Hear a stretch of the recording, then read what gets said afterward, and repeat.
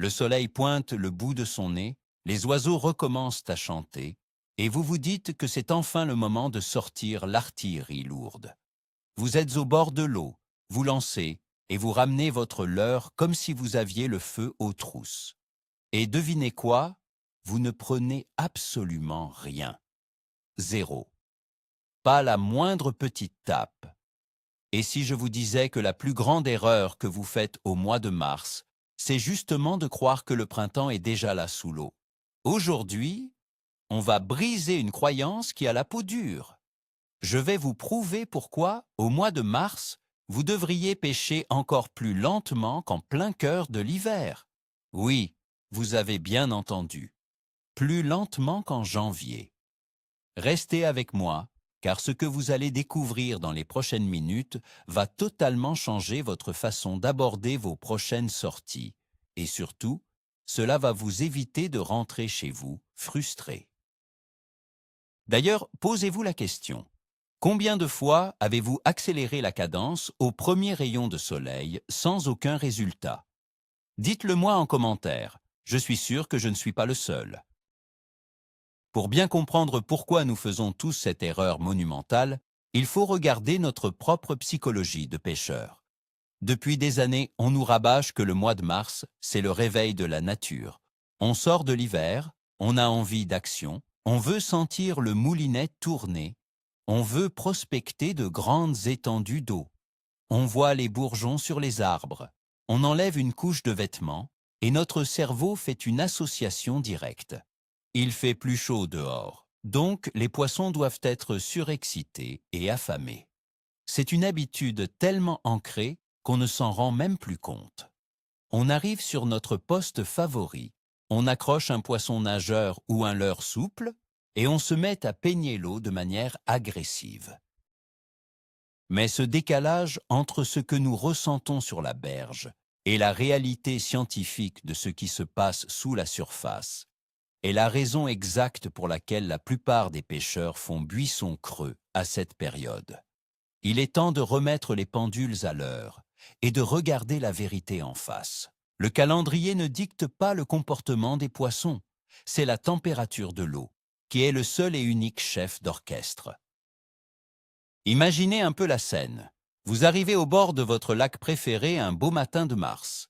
Une légère brume flotte encore, mais le ciel est bleu et les premiers rayons du soleil commencent à chauffer votre veste.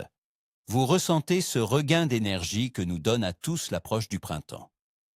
Vous montez votre canne avec une excitation presque palpable. Dans votre esprit, l'hiver est fini.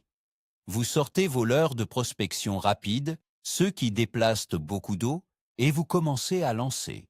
Vous marchez vite sur la berge, vous enchaînez les lancers, vous moulinez avec une cadence soutenue. Vous voulez couvrir un maximum de terrain. C'est une réaction humaine, totalement naturelle. Mais sous la surface, la réalité est brutalement différente. L'eau n'a absolument pas eu le temps de se réchauffer. En fait, après des mois de température froide, la masse d'eau est souvent à son point le plus glacial de l'année. Les poissons qui vous regardent passer depuis le fond ne partagent pas du tout votre enthousiasme printanier. Ils sont littéralement figés dans une eau glacée, cherchant désespérément à conserver la moindre calorie. Votre leurre qui passe à toute vitesse n'est pas une proie pour eux. C'est juste une anomalie fatigante qu'ils n'ont aucune intention de poursuivre. Parlons un peu de biologie, de manière simple et concrète, comme si on en discutait entre amis au bord de l'eau. Les poissons que nous cherchons, que ce soit le brochet, le sandre ou la perche, sont des animaux à sang froid. Cela signifie une chose très claire. Leur métabolisme est entièrement dicté par leur environnement. Quand l'eau est à 5 ou 6 degrés, leur moteur interne tourne au ralenti. Ils ne peuvent pas physiquement se lancer dans des sprints frénétiques pour attraper une proie. Et ils ne le veulent pas non plus. Le rapport entre l'énergie dépensée pour chasser et l'énergie gagnée en mangeant doit être parfaitement rentable. Si un poisson doit faire un sprint de plusieurs mètres dans une eau glaciale pour attraper votre leurre qui file à toute allure, le bilan énergétique est négatif pour lui. il préférera laisser passer cette pseudo-proie et attendre une opportunité plus facile. C'est là que réside l'absurdité de notre comportement en Mars. Nous proposons un marathon à des créatures qui peinent à sortir de leur lit. En comprenant ce mécanisme basique de la nature, vous commencez à réaliser pourquoi votre approche rapide est non seulement inefficace, mais totalement à contre-courant des lois de la survie sous-marine. Le paradoxe est encore plus flagrant quand on compare le mois de mars avec le plein cœur de l'hiver. En décembre ou en janvier, l'eau s'est refroidie doucement. Les poissons se sont acclimatés, ils ont trouvé leur quartier d'hiver. En mars, vous avez souvent le phénomène de la fonte des neiges, si vous êtes près des reliefs, ou simplement l'accumulation de mois de pluie froide. Les nuits restent glaciales, même si les journées semblent douces. Cette eau froide et lourde coule et maintient les couches inférieures à des températures extrêmement basses. C'est pour cela que je vous dis qu'il faut parfois pêcher encore plus lentement qu'en décembre. En hiver, vous aviez conscience du froid. Vous aviez les doigts gelés, le nez rouge, et instinctivement, vos mouvements étaient ralentis. Vous grattiez le fond sans vous presser. Mais en mars, le confort thermique que vous ressentez sur la berge vous trompe. Vous perdez cette connexion avec la rigueur de la saison. Vous vous mentez à vous-même en pensant que la saison a basculé. Rappelez-vous toujours ceci. L'air se réchauffe en quelques heures, mais des millions de litres d'eau mettent des semaines à prendre le moindre degré. Ne laissez pas votre thermomètre interne dicter votre animation de pêche. Visualisez cette situation classique que l'on a tous vécue. Vous êtes posté sur une belle cassure. Vous lancez un gros leurre souple. Vous le laissez toucher le fond et par habitude, vous commencez à faire des grandes tirées amples. Bim, bam, le leurre décolle d'1 mètre, redescend, vous reprenez contact nerveusement. Vous pêchez en dents de scie, de manière agressive. C'est une excellente technique en automne. Je ne dis pas le contraire. Mais en mars, que se passe-t-il vraiment au fond de l'eau? Le carnassier est posté, le ventre collé au fond ou caché dans un obstacle. Il voit votre leurre arriver. Il s'intéresse.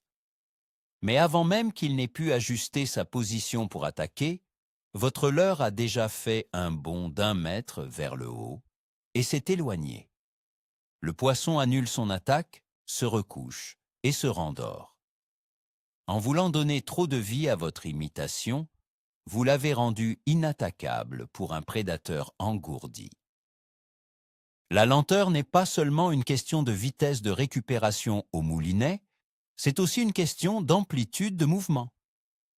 Il faut réduire la hauteur de vos animations. Gardez votre leurre le plus près possible du fond, dans la zone de confort du poisson, là où il n'aura qu'à ouvrir la gueule pour se nourrir sans effort. Il y a un concept redoutable que beaucoup de pêcheurs n'osent pas appliquer à fond. La pause. Je ne vous parle pas de faire une pause d'1 seconde pour reprendre votre souffle. Je vous parle de la véritable pause, longue, interminable, qui met vos nerfs à rude épreuve. Imaginez que vous animez un leurre suspending, c'est-à-dire un leurre qui reste à l'équilibre dans la colonne d'eau quand on arrête de mouliner. Vous lancez, vous descendez le leurre à la bonne profondeur et vous arrêtez tout. Vous comptez dans votre tête. 1, 2, 3, 4, 5. C'est long, n'est-ce pas? Pour la plupart des pêcheurs, attendre plus de 3 secondes sans rien faire ressemble à une éternité. Le poignet nous démange. On veut redonner un coup de sion. Mais c'est précisément pendant ces 5, 8 ou même 10 secondes de pause totale que la magie opère en mars. Le carnassier a le temps de s'approcher, d'observer. Ce leurre immobile ressemble à un poisson malade, engourdi par le froid, incapable de fuir.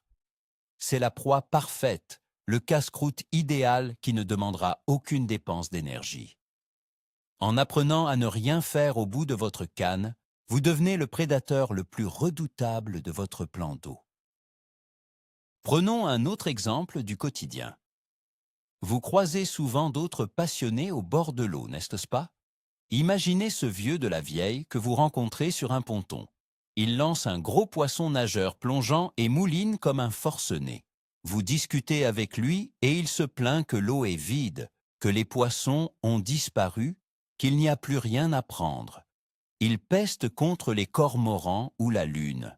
Mais observez simplement sa technique. Il est en train d'imposer un rythme d'été à des poissons d'hiver.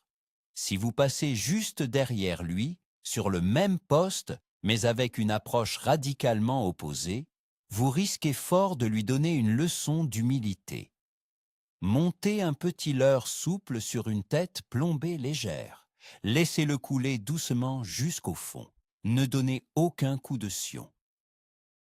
Contentez-vous d'accompagner la descente, puis de faire glisser le leurre sur le fond en tournant la manivelle de votre moulinet au ralenti, presque au millimètre. Vous allez sentir chaque caillou, chaque branche. Et d'un coup, vous ressentirez une lourdeur inexplicable. Ce n'est pas une touche violente, c'est juste un poids. Vous ferrez et c'est pendu. Vous venez de prouver que la lenteur extrême triomphe toujours de l'agressivité mal placée en début de saison. Il y a aussi une réalité physiologique liée à la reproduction qu'il ne faut absolument pas négliger. En mars, pour beaucoup d'espèces, c'est la période de pré-frai, ou parfois même le début du frai selon les régions et les réglementations. Je ne vous dis pas de cibler les poissons sur leur nid, bien au contraire, il faut respecter ces cycles. Mais pour les poissons qui sont encore en phase de préparation, leur comportement alimentaire est très spécifique. Les femelles sont souvent lourdes, pleines d'œufs. Elles n'ont ni la souplesse, ni la vivacité pour poursuivre des proies rapides. Elles cherchent des repas copieux, mais surtout faciles à attraper.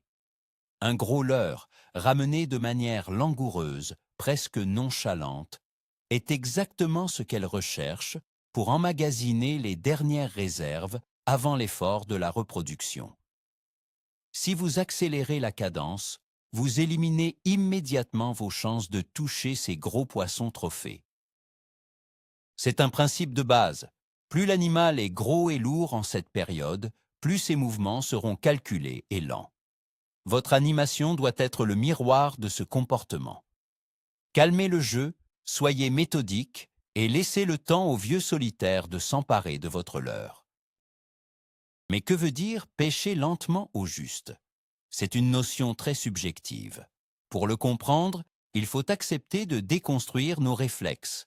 Pêcher lentement en mars, cela peut aller jusqu'au dead sticking, une technique qui consiste littéralement à laisser le leurre inerte au fond de l'eau. Imaginez un gros verre en plastique ou une écrevisse sur un montage texan. Vous lancez dans une zone encombrée, là où vous savez qu'un poisson pourrait se cacher. Le leurre coule et touche le fond.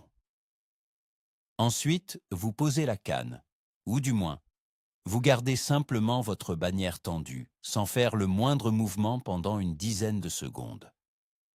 Seuls les micro-courants de l'eau ou le vent sur votre fil font très légèrement trembler les appendices de votre leurre. Du point de vue humain, c'est mortellement ennuyeux. On a l'impression de pêcher au cou et d'attendre que le bouchon coule. Mais du point de vue du carnassier, c'est d'un réalisme saisissant. Dans la nature en mars, une écrevisse ne fait pas des bonds d'1 mètre, elle rampe misérablement au fond en cherchant de la chaleur. Le pêcheur qui réussit en cette saison est celui qui arrive à dompter son impatience pour laisser le naturel faire le travail. Un autre point crucial est la taille de vos leurres. Il y a une vieille école qui dit qu'en eau froide, il faut utiliser des tout petits leurres. C'est vrai dans certaines conditions très précises, mais en mars, associer la lenteur avec un leurre de belle taille est souvent le combo gagnant. Pourquoi? Parce qu'un gros leurre souple qui brasse beaucoup d'eau, mais qui avance à la vitesse d'un escargot, envoie des signaux très particuliers. Ces vibrations sont sourdes, graves. Elles se propagent loin dans l'eau dense et froide, sans paraître agressives. Imaginez une grosse brème ou un gros gardon engourdi qui passe devant le nez d'un sandre. Il ne bat pas de la queue à une fréquence folle, Il ondule doucement. C'est exactement l'effet que produit un gros shad ramené en linéaire ultra lent. Le poisson perçoit la masse, il sait que c'est un repas qui en vaut la peine, et la lenteur du déplacement lui confirme que la capture ne lui coûtera pas d'énergie. En revanche, si vous mettez un petit leurre de 5 cm et que vous le ramenez vite, le poisson ne fera pas l'effort pour une si petite récompense. Jouez sur le volume et réduisez la vitesse, c'est la clé absolue. Il faut aussi parler de la façon dont on perçoit les touches à cette époque de l'année. Oubliez les attaques explosives de surface ou les décharges électriques dans le poignet qui vous arrachent presque la canne des mains. En mars, avec une pêche ultra lente, la touche est souvent d'une subtilité déconcertante. Vous êtes en train de gratter le fond paisiblement. Vous sentez les cailloux, puis soudain, vous avez la sensation que votre leurre s'est pris dans un paquet de feuilles mortes ou dans un vieux sac en plastique. Le leurre s'arrête et le poids devient lourd et spongieux. Ne cherchez pas à deviner, ne tirez pas doucement pour voir si c'est accroché. Ferrez. C'est le moment fatidique. Dans 90% des cas en cette saison, le carnassier n'a pas tapé le leurre. Il s'est simplement approché par derrière, a ouvert grand la gueule et a aspiré l'eau et votre leurre avec. Il reste ensuite sur place, mâchouillant doucement sans se retourner. Si vous n'êtes pas concentré, si votre bannière n'est pas parfaitement gérée lors de vos animations lentes, vous passerez totalement à côté de ces touches fantômes. Pêcher lentement exige une concentration mentale bien supérieure à la pêche de prospection rapide. Pour réussir à maintenir cette concentration et cette lenteur extrême, l'environnement joue un grand rôle. Vous êtes sur un bateau ou sur la berge, le vent se lève en début d'après-midi, l'air se refroidit un peu, des petites vagues se forment à la surface. Instinctivement, pour garder le contact avec votre leurre à cause de la bannière qui vole, vous allez accélérer votre récupération. Vous vous dites que c'est le seul moyen de sentir ce qui se passe au bout de la ligne. C'est une erreur tactique majeure. Le vent ne réchauffe pas l'eau du fond, il la mélange parfois et la refroidit encore plus. Au lieu d'accélérer pour compenser le vent, vous devez adapter votre position ou votre matériel. Baissez la pointe de votre canne au ras de l'eau, voire carrément dans l'eau, pour soustraire votre fil à l'emprise du vent. Augmentez légèrement le poids de votre tête plombée si nécessaire, juste assez pour garder le contact avec le fond, mais refusez catégoriquement de mouliner plus vite.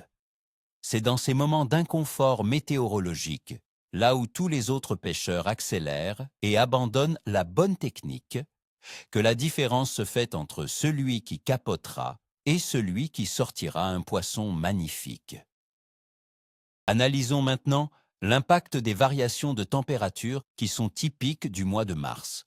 Vous pouvez avoir une semaine de soleil magnifique suivie de 3 jours de giboulée glaciale. L'erreur commune est de croire que 3 jours de soleil réchauffent la masse d'eau. C'est faux. L'eau a une inertie thermique colossale. Ce qui se passe en réalité, c'est que seule la couche la plus superficielle, ou les bordures très peu profondes, orientées au sud, gagnent 1 ou 2 degrés. Vous allez donc naturellement chercher ces zones, et c'est une très bonne idée. Mais la faille psychologique survient quand vous arrivez sur ces zones un peu moins froides. Vous reprenez vos vieilles habitudes de pêche rapide, parce que c'est un spot de printemps. Pourtant, même sur ces bordures réchauffées par le soleil de l'après-midi, l'eau reste extrêmement froide globalement.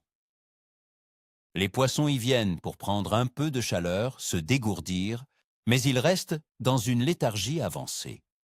Si vous lancez votre leurre dans ces zones peu profondes et que vous le ramenez à toute vitesse, vous allez juste effrayer les poissons qui étaient venus chercher du repos. L'approche correcte consiste à trouver ces zones, oui, mais à les prospecter avec une lenteur et une discrétion absolue. Abordons le matériel, car il doit être au service de cette stratégie de lenteur. Si vous utilisez une canne raide comme un piquet de clôture, conçu pour extraire les poissons des herbiers en plein été, vous allez avoir beaucoup de mal à pêcher lentement et correctement en mars. Pourquoi?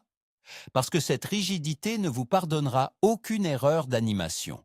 Le moindre petit coup de poignet se traduira par un bond agressif de votre leurre sous l'eau.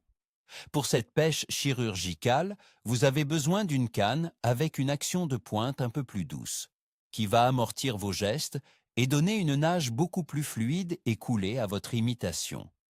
De même, un fil trop épais ou une tresse trop forte ralentit certes la descente du leurre, mais crée aussi une résistance énorme dans l'eau, vous obligeant souvent à ramener plus vite pour garder la ligne tendue.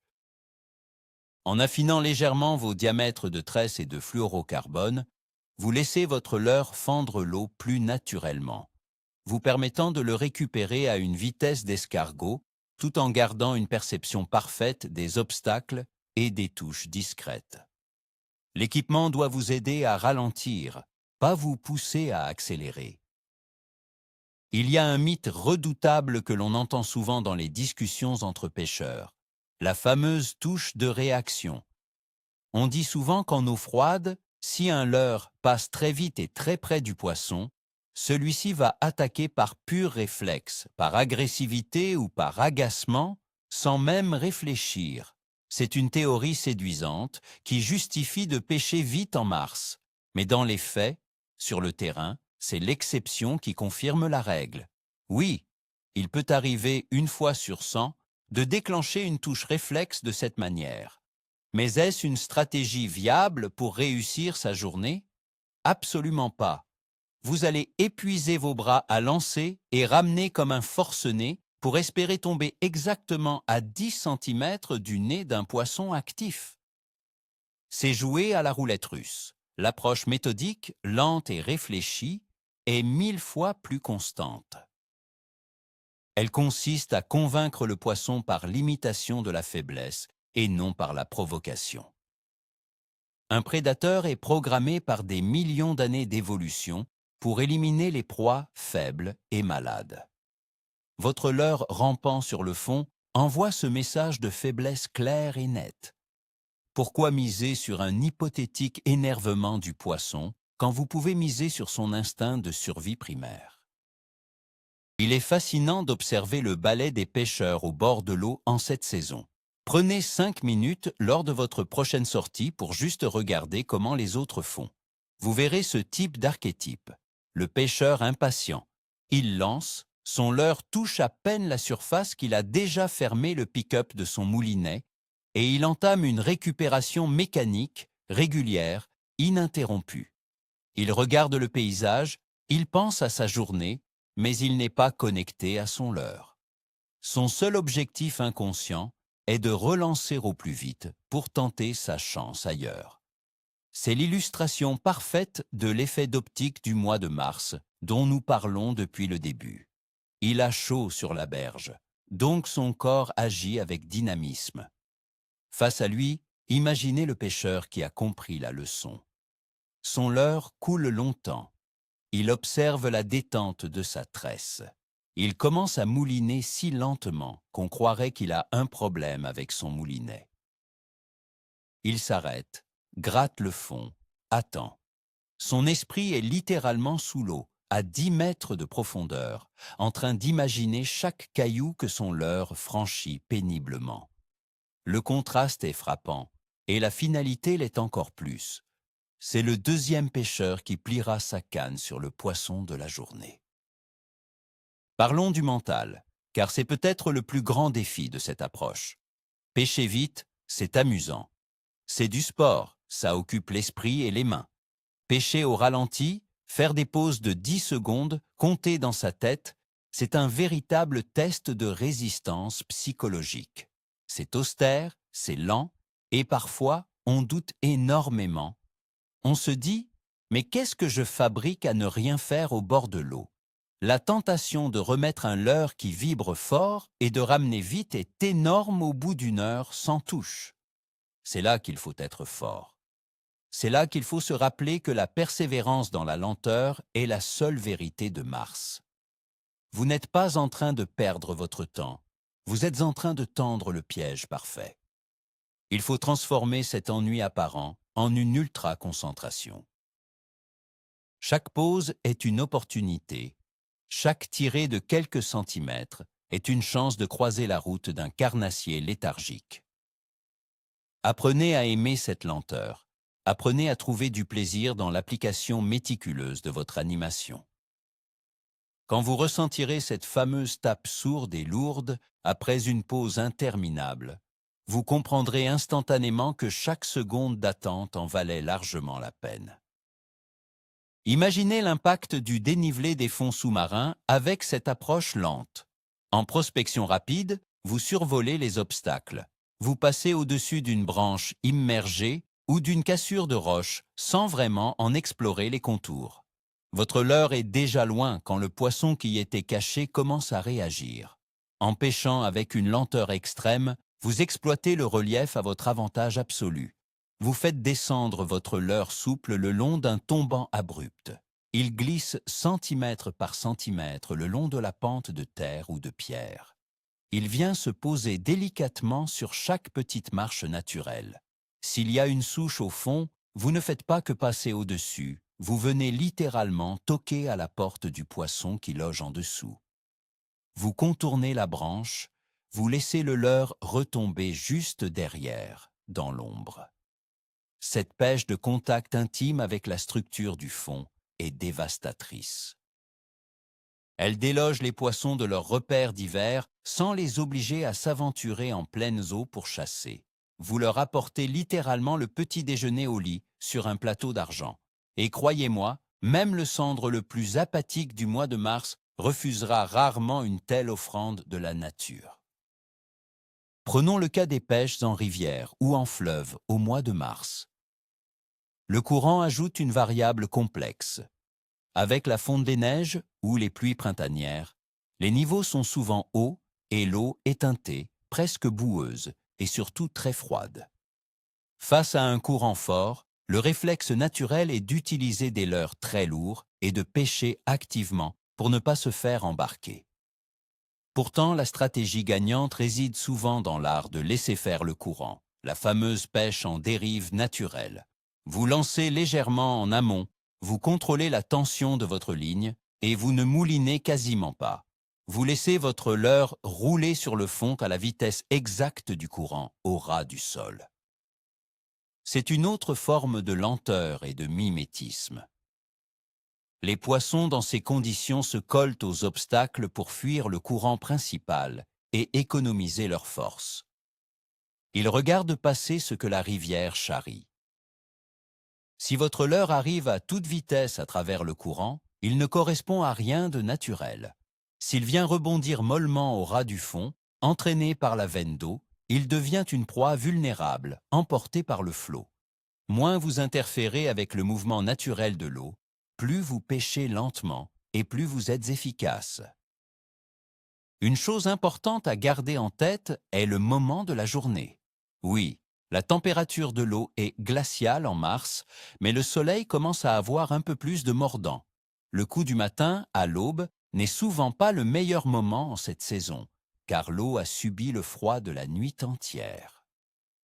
C'est souvent entre midi et le milieu de l'après-midi, quand les rayons frappent les zones peu profondes, que l'activité peut connaître un léger sursaut. Mais attention au piège, souvenez-vous de notre règle d'or. Ce n'est pas parce que c'est le meilleur moment de la journée qu'il faut se mettre à courir. Au contraire, c'est le moment d'être encore plus méticuleux avec votre approche lente sur ces zones précises. Le poisson se réveille peut-être un peu, il s'approche des bordures, mais il reste lent. C'est exactement à ce moment-là que votre gros leurre souple posé sur le fond, avec une pause de plusieurs secondes, sera le plus fatal. Vous profitez de cette micro-fenêtre d'opportunité alimentaire, non pas en multipliant les lancers, mais en optimisant la qualité et le temps de présence de votre leurre dans la zone de frappe. Soyez l'apogée de la tranquillité pendant que les autres s'agitent. En fin de compte, la pêche au mois de mars est une merveilleuse école d'humilité et de lecture de la nature. Elle nous force à oublier le calendrier de la poste affiché dans notre cuisine pour nous concentrer sur la réalité thermique du monde aquatique. Le pêcheur qui comprend qu'il doit briser ses habitudes, ranger son ego et ses récupérations spectaculaires, et celui qui franchit un cap dans sa progression. Imaginez le fond de l'eau, comprendre la souffrance physique d'un poisson dans une eau à 5 degrés et adapter son leurre pour qu'il devienne l'opportunité la plus facile possible. Voilà la véritable essence de la pêche au carnassier en fin d'hiver et début de printemps. La prochaine fois que vous sentez le soleil chauffer votre nuque et que vous avez une irrésistible envie de donner un grand coup de manivelle sur votre moulinet, respirez un grand coup. Arrêtez tout. Laissez couler votre leurre. Regardez les oiseaux, sentez le vent, comptez lentement dans votre tête et laissez la lenteur travailler pour vous. Je vous garantis que les touches fantômes de Mars viendront récompenser ceux qui savent attendre. Pour résumer, la plus grande erreur que vous puissiez faire en mars, c'est de laisser le soleil printanier sur la berge vous dicter comment animer vos leurres sous l'eau. L'air se réchauffe, mais l'eau reste désespérément glaciale, figée par l'hiver et les fontes de neige.